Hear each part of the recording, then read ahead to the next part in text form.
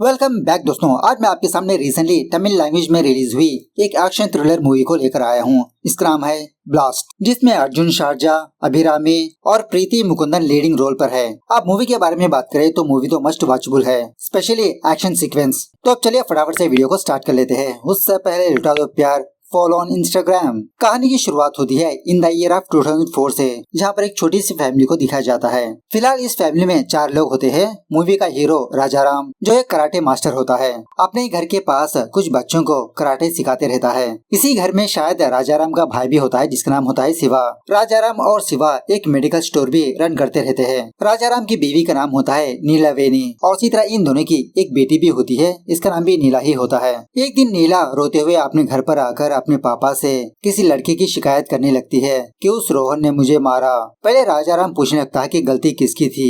नीला कहने लगती है कि पापा उसी की गलती थी। राजाराम कहने लगता है कि तुम्हारे भी तो हाथ है, तुम भी उसे मार कर आओ। तो नीला उसी तरह से उस लड़की के पास जाकर एक पंच मारती है, लेकिन इसके पास इतनी एनर्जी नहीं होती। उल्टा वो लड़का दोबारा नीला को एक किक मारता है, तो नीला दोबारा रोते हुए अपने घर आती है। राजाराम अपनी बेटी को अपने पास बुलाकर समझाने लगता है कि अगर आज तुम अपने आप को डिफेंस नहीं करोगे तो आगे जाकर कैसे संभाल पाओगे। अगर इन द फ्यूचर हम दोनों तुम्हारे पास नहीं रहेंगे तो खुद को बचाना सीखो।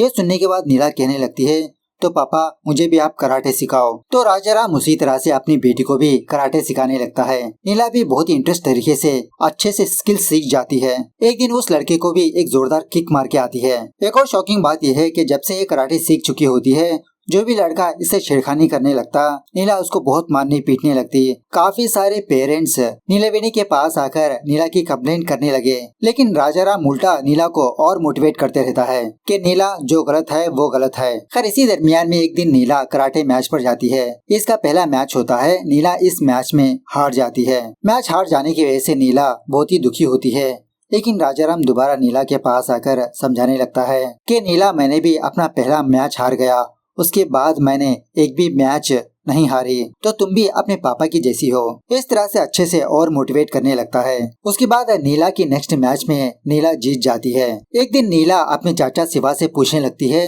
कि चाचा जी, पापा को किसने कराटे सिखाई थी। शिवा कहने लगता है, तुम्हारे माँ के पिताजी ने। और तुमको एक और बात बताऊं, तुम्हारे पापा ने कहा ना कि उन्होंने पहले मैच हार गए थे, तो उस टाइम अपोजिट साइड में तुम्हारी माँ ही थी। यह सुनने के बाद नीला शॉक में रह जाती है कि इसकी माँ को भी कराटे स्किल्स आती है। खैर उसके बाद एक रात कुछ गुंडे चाय की दुकान के पास आकर एक लड़के को मारने पीटने लगते हैं, क्योंकि इस लड़के के फादर ने इनके खिलाफ पुलिस में कंप्लेंट किया था। बदला लेने के लिए वो लोग इस लड़के को मारते पीटते रहते हैं। तो उसी वक्त राजाराम वहाँ पर आता है कुछ खाना वाना पार्सल लेने के लिए, तो उन गुंडों को जबरदस्त तरीके से पीटने लगता है। अब राजाराम के साथ इसकी बेटी नीला भी होती है। पूछने लगती है कि पापा, उस लड़के को तो आप जानते नहीं थे, तो आपने उसकी मदद क्यों की। राजाराम कहने लगता है कि बेटा, मदद करने के लिए जान पहचान वाला काफी नहीं है। अगर कुछ करने से किसी को अच्छा होगा तो अच्छी बात है, हमें मदद करना चाहिए, वरना हमारी जिंदगी का क्या अर्थ रहेगा। हम किसी के काम आए, किसी की मदद करें, वही हमारी जिंदगी का अर्थ है। और इसी तरह नीला को अपनी बहन के बारे में भी बताने लगता है कि उस टाइम कोई भी मदद ना करने की वजह से इसकी बहन मर गई। इसकी बहन का नाम भी नीला ही था। उसके बाद सीन प्रेजेंट डे पर शिफ्ट होता है, मतलब 2026, जहाँ पर बस में ट्रैवल करते हुए एक औरत को दिखाया जाता है। फिलहाल यह औरत किसी बड़े वाले बंदे को फोन करके अपनी प्रॉब्लम बताने लगती है कि इस औरत का हस्बैंड मरने के बाद कुछ गुंडों ने इसकी जमीन को हड़प लिया, छोटे पेपर्स बनवाए, आप ही मेरी मदद करिए। वो बंदा भी इस औरत को समझाने लगता है, अरे वो तो बहुत बड़े गुंडे हैं, अगर मैं इस मामले में दखलंदाजी करूंगा तो वो मुझे भी नुकसान पहुंचा सकते हैं। आपकी बेटी भी है, तो अच्छा ही इसी में है कि वो जमीन उनको ही दे दीजिए। बाद में हमको ये बात पता चलती है कि ये बंदा भी उस गुंडे से हाथ मिलाया होता है, इसीलिए उस औरत को और डरा देता है बजाय उसकी मदद करने के। अब उसी बस में नीला भी बैठी होती है। उस बूढ़ी औरत की सारी बातें सुन चुकी होती है। खैर वो औरत उस गुंडे के पास जाकर अपनी जमीन के कागजात देने लगती है। तभी यहाँ पर नीला आकर अपने कराटे स्किल्स की मदद से उन सारे गुंडों को बहुत मार पीट कर उस औरत के कागजात वापस कर देती है। वो औरत नीला को बहुत थैंक यू बोलने लगती है। खैर दूसरे सीन में एक रिपोर्टर को दिखाया जाता है और फिलहाल ये बंदा एक स्पेशल केस में सबूतों को इकट्ठा करते रहता है। एक्चुअली बात यह है कि वरुण नाम के एक बंदे की माइनिंग कंपनी होती है। जहाँ पर भी ये बंदा माइनिंग का काम स्टार्ट किया, वहाँ पर कोई ना कोई हादसा पेश आने लगा। इसी केसेस में एक सारे गांव का नामो निशान तक मिट गया। उसी तरह अगर वो वरुण किसी जगह पर माइनिंग करने का सोच लिया, वहाँ की सारी बस्ती को भी मिटा सकता है। एक टाइम तो उस बस्ती के सारे लोगों को मार कर उनके हाथ काट के उनके हाथों की थंबप्रिंट भी ले लेता है। इतना बेरहम वाला बंदा होता है ये वरुण। तो ऐसे वरुण के बारे में ही वो रिपोर्टर इसके खिलाफ सबूत इकट्ठा करते रहता है। खैर उसके बाद इस वरुण को एक छोटे से गांव के बारे में पता चलता है, जो बहुत बड़े पहाड़ के नीचे अपनी हंसी खुशी जिंदगी गुजार रहा होता है। इसके रिसर्चरों ने ये पता किया कि उस पहाड़ के नीचे काफी सारे डायमंड्स हो सकते हैं। एक्चुअली डायमंड नहीं बल्कि ब्लैक ओपल नाम का एक रेयर मटेरियल होता है उस पहाड़ के नीचे। वो रेयर मटेरियल 1500 फीट के नीचे होता है। लेकिन वरुण के टीम मेंबर्स इतनी अंदर तक खुदाई करेंगे तो वो सारा पहाड़ कोलैप्स हो सकता है। उसके नीचे जो गांव होता है वो भी सर्वनाश हो सकता है। उस गांव में केवल 1300 लोग ही रहते हैं, जो खेतीबाड़ी का काम करते हुए अपनी जिंदगी गुजारते रहते हैं। उस पहाड़ की खुदाई करने के लिए सरकार वरुण को इतना आसानी से परमिशन नहीं देगी। इसी दरमियान में इस वरुण को उस रिपोर्टर के बारे में भी पता चलता है। मतलब उस रिपोर्टर को इस वरुण के प्रोजेक्ट के ऊपर शक हो चुका होता है। एक्चुअली वरुण के टीम मेंबर्स पिछले 5 महीनों से उस पहाड़ी के पास रिसर्च करते रहते हैं। वरुण अगर ये प्रोजेक्ट कंप्लीट करेगा तो इसको 7000 करोड़ का प्रॉफिट हो सकता है। दूसरी तरफ नीला अपने घर में एक खुशखबरी सुनाने लगती है कि इसको एक जॉब मिली है, तो इसके घर वाले भी बहुत खुश होने लगते हैं। सो नीला अच्छा खासा जॉब करना शुरू कर देती है। समथिंग कॉल सेंटर जॉब होती है ये। यहाँ पर एक और बात यह है कि नीला को जब भी टाइम मिलता अपने चाचा के मेडिकल स्टोर पर जाकर उसकी दुकान को भी संभालती रहती है। उसके बाद एक दिन एक एसआई किसी गुंडे को कॉल करके कहने लगता है कि अरे यार जो गांजा हमने पकड़ा था वो चोरी हो गया। अगर ये बात इंस्पेक्टर को पता चलेगी तो मेरी तो वॉट लगा देंगे। कुछ दिनों के बाद उस माल को कोर्ट में भी प्रोड्यूस करना है। अगर उससे पहले तुम उतने माल को अरेंज कर पाओगे तो अच्छा होगा। देखो मैंने तुम्हारी बहुत मदद की, अब तुम्हारी बारी है। वो बंदा कहने लगता है अरे सर मेरे पास तो इतना माल नहीं, लेकिन मैं आपको एक बंदे के बारे में बताऊंगा, आप उससे मिलिए, वो आपकी मदद कर देगा। इस तरह से उस एसआई को कुछ एड्रेस वगैरह देने लगता है उस बंदे का। उसी पुलिस स्टेशन के इंस्पेक्टर का नाम होता है अरुण, जो बहुत ही सिंसियर पुलिस ऑफिसर होता है। दूसरे सीन में टोबी नाम के एक और गुंडे बंदे को दिखाया जाता है। कुछ दिनों पहले ये टोबी चेन स्नैचिंग के केस में अंदर गया था, आज ही रिलीज हुआ होता है और घर में आते ही अपनी बीवी पर गुस्सा करने लगता है कि तुमको ढंग से खाना बनाना नहीं आता एक्सेट्रा वगैरह। बाद में ये टोबी अपने किसी फ्रेंड को कॉल करके कृपाकर की गैंग में शामिल करवाने के लिए कहता है। वो बंदा कहने लगता है कि मैंने भाई को तुम्हारे बारे में ऑलरेडी बता चुका हूँ, जब मैं भाई के पास जाऊंगा तो तुम्हें भी लेकर जाऊंगा। इसका खुद का घर चलाने के लिए भी टोबी के पास फूटी कौड़ी तक नहीं होती। दूसरी तरफ जब नीला काम कर रही होती है तो इसका मैनेजर हमेशा इसको ताड़ते रहता है। नीला भी इस चीज को ऑब्जर्व करने लगती है। दूसरी तरफ वो बंदा वरुण एक मिनिस्टर से मुलाकात करके अपने वही माइनिंग प्रोजेक्ट के बारे में बताने लगता है कि उस पहाड़ी के अंदर 1500 फीट की खुदाई करना है हमें। मिनिस्टर कहने लगता है कि आप इतना डीप खुदाई नहीं कर सकते। अगर ये बात गांव वालों को पता चलेगी तो वो लोग धरने पर उतर आएंगे। उसके बाद मैं भी आप लोगों की मदद नहीं कर पाऊंगा।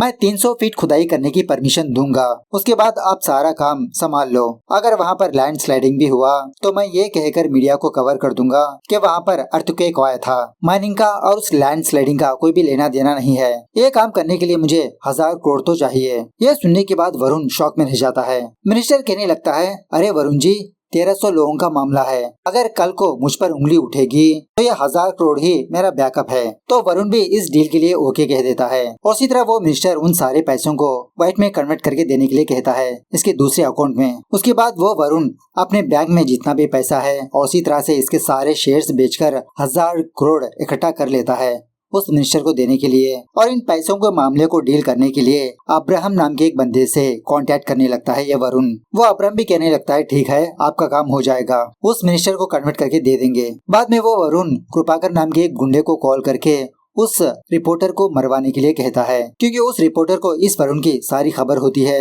सो कृपाकर के आदमी उसी तरह से उस रिपोर्टर के घर पर जाकर उसकी सारी फैमिली को मार देते हैं। इसी दरमियान में वरुण वो 1000 करोड़ उस अब्राहम को सौंपने लगता है। वो अब्राहम वो सारे पैसे एक पानी के टंकी में भरकर दूसरी जगह पर ले जाने लगता है। मतलब यहाँ से ये पैसे दूसरी कंट्री पर जाएंगे। दूसरी कंट्री पर भेजने वाला बंदा इस अब्राहम को 100 की नोट देने लगता है कि अगर ये नोट तुम दुबई में जाकर दे दोगे, मतलब एक बंदे को दिखाओगे, तो सारे पैसे दूसरे अकाउंट में ट्रांसफर हो जाएंगे। मतलब ये सारा प्रोसेस समथिंग लाइक हवाला टाइप का समझिए। ऐसे पैसे ट्रांसफर करने के लिए भी बहुत बड़े डीलर्स होते हैं। एक रात नीला का मैनेजर भी नीला की कैब में ही उसके घर पर जाने लगता है। एक्चुअली नीला के साथ ट्रैवल करने का बहाना होता है वो। सो थोड़ी दूर आने के बाद नीला का मैनेजर नीला से बदतमीजी से पेश आने लगता है। तुम्हारी सैलरी तो बहुत ही कम है, मैं ऊपर बात करूंगा, तुमको प्रमोशन भी दिलवाऊंगा। इसकी हरकतें देखकर नीला उस बंदे को मार पीट कर गाड़ी से बाहर ही धक्का दे देती है। खैर दूसरे दिन नीला का चाचा कुछ काम से दूसरे शहर पर चला जाता है। बाद में नीला की माँ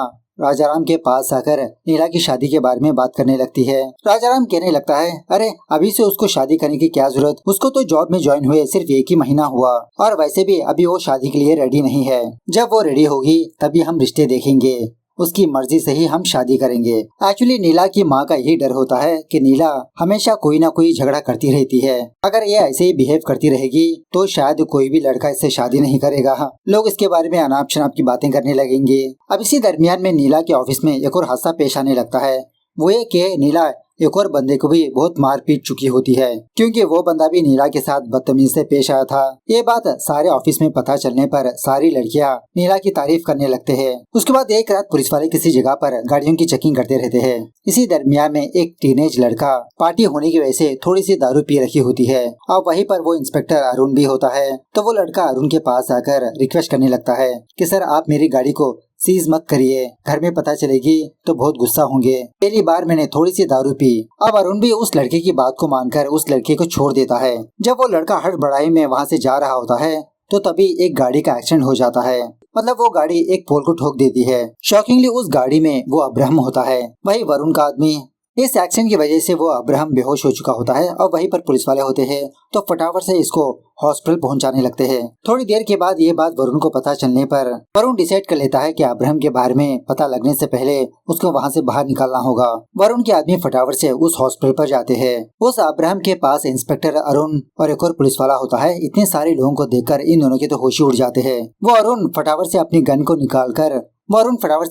निकालकर बस ऐसे ही उस अब्राहम के ऊपर रखता है। ये देखकर वो सारे लोग रुक जाते हैं। तब जाके अरुण को ये बात समझ में आती है कि वो लोग इस अब्राहम को मारने के लिए नहीं आए, इसको यहाँ से ले जाने के लिए आए हैं, जिसका मतलब ये बंदा कोई बड़ा बंदा ही होगा। उन गुंडों को धमकी देने के लिए अरुण अब्राहम के पैर पर एक गोली भी मार देता है। धमकी देने लगता है कि अगर तुम लोग एक कदम भी आगे बढ़ाओगे तो मैं इस बंदे को मार दूंगा। तो वो सारे लोग डर के मारे वहाँ से भाग जाते हैं। उसके बाद बहुत सारे पुलिस वाले इस हॉस्पिटल को घेर लेते हैं और उसी तरह अरुण ये पता करने की कोशिश में लगा रहता है कि आखिरकार ये बंदा कौन है, क्या इसका कोई क्रिमिनल रिकॉर्ड है। और थोड़ी देर के बाद इंस्पेक्टर अरुण को एक शॉकिंग न्यूज पता चलने पर वो फटाफट से हॉस्पिटल पर भाग आता है। शॉकिंगली जितने पुलिस वाले इस हॉस्पिटल पर ड्यूटी पर थे वो सारे के सारे पुलिस वाले मर चुके होते हैं। वो इंस्पेक्टर अरुण यहाँ से जाने के बाद अब्राहम को होश आता है और अपने पास इतने सारे पुलिस वालों को देखकर एक के बाद एक सारे लोगों को मारता चला गया। ये अब्राहम भी कराटे में मास्टर होता है। अब्राहम के बारे में जानने के बाद ये वरुण अब्राहम को उस कृपाकर के पास भेज देता है। अब्राहम वरुण को कॉल करके इसके पैसों के बारे में बात करने लगता है, मतलब किस तरह से ये डीलिंग हुई और उसी तरह कल ये अब्राहम दुबई जाना होगा। वरुण भी कहने लगता है कि तुम फिक्र मत करो, मैं इसको इंतजाम कर दूंगा, बस तुम पुलिस की नजर में मत आओ। बाद में वो अब्राहम एक डॉक्टर को कॉल करके अपने पैर के जख्म के बारे में बताने लगता है। मतलब अरुण ने इसके पैर पर गोली मारी थी ना, वो डॉक्टर कहने लगता है कि अगर उस जख्म को ऐसे ही छोड़ दिया तो पैर भी काटना पड़ेगा, इसलिए मैं तुमको कुछ टैबलेट्स के बारे में बताऊंगा, उसको यूज करो, लेकिन उस जख्म का ट्रीटमेंट जरूरी है। थोड़ी देर के बाद वो कृपाकर उस टोबी को देखता है, तब इसी के गैंग में शामिल होने के लिए आया होता है। तो वो कृपाकर टोबी को अपने पास बुलाकर डॉक्टर ने अब्राहम को जो दवाई बताई थी टैबलेट्स, वो टैबलेट्स लाने के लिए कहता है, क्योंकि अगर कृपाकर के आदमी बाहर निकलेंगे तो शायद पुलिस वाले इनको पहचान भी सकते हैं। उसके बाद वो टोबी उन टैबलेट्स को लाने के लिए किसी एरिया पर आता है। यहाँ पर 2 मेडिकल स्टोर्स होते हैं, एक मेडिकल स्टोर में बंदा होता है और दूसरे मेडिकल स्टोर में नीला। वो टोबी नीला की दुकान पर जाने का डिसाइड कर लेता है, क्योंकि लड़की है, चाकू वगैरह दिखाएंगे तो टैबलेट्स आसानी से दे देगी। हालांकि इन टैबलेट्स को लेने के लिए डॉक्टर का प्रिस्क्रिप्शन जरूरी है। सो टोबी उसी तरह से नीला के पास जाकर वो टैबलेट्स मांगने लगता है। नीला वही कहने लगती है कि टैबलेट्स मैं ऐसे ही नहीं दे सकती। तो टोबी अपनी जेब से चाकू को बाहर निकालता है। तभी नीला अपनी माँ की बातों को याद करने लगती है। मतलब कुछ दिनों पहले नीला की माँ ने नीला को बहुत डांटा कि हमेशा तुम कोई ना कोई पंगा करती ही रहती हो। तो इस बार नीला इस टोबी को ना मारते हुए वो टैबलेट्स दे देती है चुपचाप। वो टोबी जाते जाते नीला के गले में सोने की चेन को देखता है। दोबारा इसके पास आकर वो चेन देने के लिए कहता है। अब ये तो नीला की चहेती चेन होती है। टोबी को मना करने लगती है। जब टोबी उस चेन को छीनने की कोशिश करने लगता है तो नीला उसी चाकू से इसके हाथ को बहुत जख्म कर देती है। नीला की दुकान में आवाजें सुनकर आसपास के लोग नीला की दुकान पर आते हैं। टोबी के बारे में पुलिस वालों को इन्फॉर्म करने पर पुलिस वाले टोबी को गिरफ्तार कर ले जाते हैं। थोड़ी देर के बाद वो टोबी किसी कांस्टेबल का फोन लेकर उस कृपाकर को फोन करने लगता है। कहने लगता है कि भाई मैं फिलहाल पुलिस स्टेशन में हूँ। पुलिस वालों ने चेन स्नैचिंग केस में मुझे गिरफ्तार किया। इस तरह से नीला के बारे में नहीं बताता कि एक लड़की ने इसको मारा पीटा। बस यही कहने लगता है कि भाई मैं दवाई लेने के बाद कुछ पैसों के लिए चेन स्नैचिंग करने की कोशिश की, लेकिन आसपास के लोग देखकर मुझे पुलिस के हवाले कर दिया। लेकिन पुलिस वालों को उन दवाइयों के बारे में कुछ भी नहीं पता। मेरे ऊपर अभी तक एफआईआर फाइल नहीं हुई। वो लड़की अपने पापा को लेकर शायद पुलिस स्टेशन आएगी। उसके बाद ये अब्राहम कृपाकर से कहने लगता है कि अगर वो लड़की अपने पापा को लेकर पुलिस स्टेशन पर जाकर इसके खिलाफ फाइल दर्ज करेगी तो उसकी तलाशी होगी, वो टैबलेट्स पाए जाएंगे। उसको मार पीट कर पूछने पर वो टोबी जरूर मेरे बारे में बता देगा। देखो मैं तो बच जाऊंगा, कल किसी भी तरह से दुबई चला जाऊंगा, लेकिन प्रॉब्लम तुमको होगी। कृपाकर कहने लगता है तो क्या टोबी को मार दें? अब्राहम कहने लगता है कि ऐसी हालत में पुलिस स्टेशन पर जाकर टोबी को मारना इट्स नॉट सेफ। उस लड़की के बारे में फाइंड आउट करके उसके फैमिली को धमकाओ। तो कृपाकर अपने किसी बंदे को कॉल करके उस नीला की फैमिली के बारे में पता करने के लिए कहता है। मेडिकल स्टोर में एक लड़की रहती है, उसके बारे में पता करो। तो बाद में वो बंदा भी दूसरे बंदे को कॉल करके नीला के बारे में पूछने लगता है, लेकिन वो दूसरा बंदा किसी शादी पर होता है। वहाँ पर बहुत ही शोर शराबा होता है।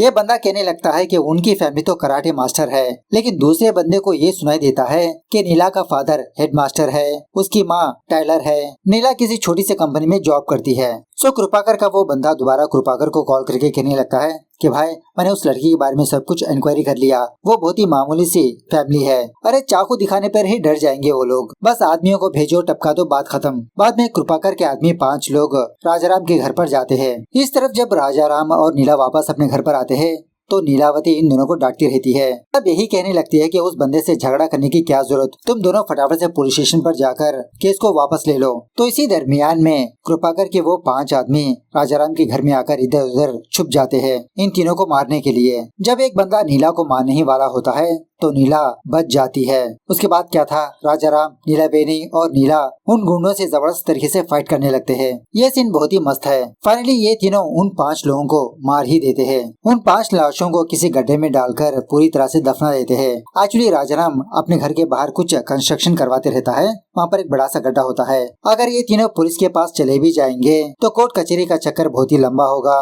तो बाद में कौन लड़का नीला से शादी करेगा, इसलिए सारे लोगों को दफना देते हैं। दूसरी तरफ अब्राहम को यह बात पता चलती है कि कृपाकर का भाई गलती से अब्राहम का पर्स लेकर गया। उसी में वो 100 का नोट होता है और ऑफ कोर्स वो कृपाकर का भाई तो कब का मर चुका होता है। उन तीनों को हाथ में कृपाकर अपने भाई और उसी तरह से अपने आदमियों को कॉल करने लगता है, लेकिन किसी का भी फोन नहीं लग रहा होता। सारे के सारे फोन स्विच ऑफ। कृपाकर समझ जाता है कि कहीं पर कुछ गलती हुई है। इस तरह से ये सारे लोग अपनी प्लेस चेंज कर लेते हैं। बाद में कृपाकर अपने उसी बंदे को कॉल करके अपने आदमियों के बारे में फाइंड आउट करने के लिए कहता है। वो बंदा जब नीला के घर पर जा रहा होता है तो रास्ते में कृपाकर की गाड़ी को देखता है जो पंचर हो चुकी होती है। तो ये देखकर ये बंदा अंदाजा लगाने लगता है कि उस लड़की की फैमिली तो सही सलामत है, कृपाकर के आदमी तो यहाँ पर मौजूद नहीं। इस बीच में जरूर कुछ हुआ होगा, या तो भाई के आदमी किडनैप हो चुके होंगे या तो फिर पुलिस वाले उठाकर ले गए होंगे। ऐसे इमेजिनेशन करके कृपाकर को कॉल करके यही बात बताने लगता है कि भैया बीच रास्ते में जरूर कुछ लोचा हुआ। कंफर्मेशन के लिए कृपाकर किसी दूसरे बंदे को कॉल करके अपने भाई के बारे में पूछने लगता है। तो उस बंदे से कृपाकर को ये बात पता चलती है कि दूसरी गैंग का तो पता नहीं भैया, लेकिन एक पुलिस वाला के भाई के बारे में ढूंढते हुए आया था। एक्चुअली मूवी की स्टार्टिंग में एक पुलिस वाले ने किसी बंदे को कॉल करके गांजे के बारे में पूछा था ना, क्या तुम गांजे को एडजस्ट कर सकते हो? तो वो बंदा उस पुलिस वाले को कृपाकर के भाई के पास से भेजा होता है। तो उसी के बारे में पूछने के लिए ये पुलिस वाला आज यहाँ पर आया था। तो कृपाकर यही समझने लगता है कि जिसका मतलब पुलिस वाले मेरे भाई को उठा कर ले गए, शायद इसी अब्राहम के केस में। कृपाकर दोबारा अपने आदमियों को पुलिस स्टेशन के पास भेजकर इसके भाई के बारे में पता करने के लिए कहता है, लेकिन ऑफकोर्स पुलिस स्टेशन में ना कृपाकर का भाई होता है और ना ही उसके आदमी। तो वो बंदा कृपाकर को कॉल करके कहने लगता है कि भैया आपका भाई यहाँ पर नहीं है, शायद पुलिस वालों ने उन सारे लोगों को कहीं पर छुपा कर रखा होगा। उसके बाद राजाराम और नीला पुलिस स्टेशन पर आकर टोबी का जो केस है ना वो वापस लेने लगते हैं। इसी दरमियान में वो कृपाकर अरुण को कॉल करके अपने भाई और अपने आदमियों के बारे में पूछने लगता है कि तुमने उन लोगों को कहाँ पर छुपा कर रखा। अगर मेरे आदमियों को तुमने वापस नहीं किया, मैं तुम्हारे बेटे और बीवी को मार दूंगा। मतलब ये ऑलरेडी किडनैप कर चुका होता है उन दोनों को। ब्लैकमेल के तौर पर एक वीडियो भी भेजने लगता है। वो अरुण समझाने लगता है कि अरे यार, तुम्हारे आदमी मेरे पास नहीं है, लेकिन वो कृपाकर नहीं मानता इसकी बातों को। अरुण बाकी पुलिस वालों से कहने लगता है कि तुम लोग फटाफट से उस कृपाकर के बारे में फाइंड आउट करो और उसी तरह से उसके भाई के बारे में भी। अब ये सारी बातें राजाराम और नीला भी सुन रहे होते हैं। दूसरी तरफ वरुण अब्राहम को कॉल करके कहने लगता है कि यहाँ पर एक छोटी सी प्रॉब्लम आई है, तुम दुबई नहीं जा सकते, मेरा मैनेजर तुम्हारे पास आएगा, वो नोट उसको दे दो। यहीं पर हमको एक और बात पता चलती है कि जब राजाराम और नीला पुलिस स्टेशन पर जा रहे थे तो कृपाकर के सारे आदमियों को फोन्स किसी तालाब में फेंक दिया था इन दोनों ने। दूसरी तरफ दूसरे स्टेट से एक पुलिस वाला उस अरुण को फोन करके उस अब्राहम के बारे में कुछ शॉकिंग बातें बताने लगता है कि वो तो बहुत ही मोस्ट वांटेड क्रिमिनल है। दूसरी तरफ वो अब्राहम किसी मेडिकल स्टोर पर आकर वहाँ के बंदे को मारकर वो दवाई लेकर खा लेता है। बाद में एक पुलिस वाले को पकड़कर मार पीट कर कृपाकर के भाई और उसके आदमियों के बारे में पूछने लगता है। तो इस पुलिस वाले से कुछ बातें पता चलती है कि वो लोग पुलिस वालों के पास नहीं है और उसी तरह उस टोबी ने भी पुलिस वालों को कुछ भी नहीं बताया। वो कराटे मास्टर और उसकी बेटी आकर केस को वापस ले लिया। ये सुनने के बाद अब्राहम को राजाराम पर ही शक होने लगता है, जिसका मतलब कृपाकर का भाई और उसके आदमी उस लड़की के घर पर गए थे लेकिन वहाँ से मिसिंग है। बाद में ये खुद राजाराम के घर पर आता है। उस वक्त राजाराम घर पर मौजूद नहीं होता, नीला बेनी और नीला ही होते हैं।